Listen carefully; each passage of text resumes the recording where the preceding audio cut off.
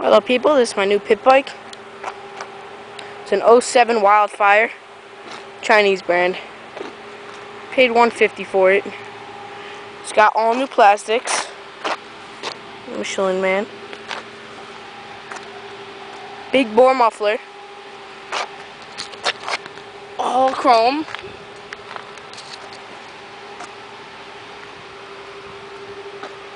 Fresh carb cleaning. It was converted from twist throttle to thumb throttle. Carburetor clean. Kickstart only. Brand new chain.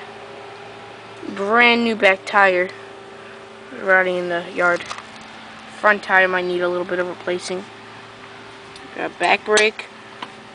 Foot pegs. Front foot brake. Semi-automatic. No key, just kill switch. Brand new brakes all around. Chain, brand new, really tight. It's a 110. It's in really good shape. Paid $150 for it, and it runs. Let you guys hear it.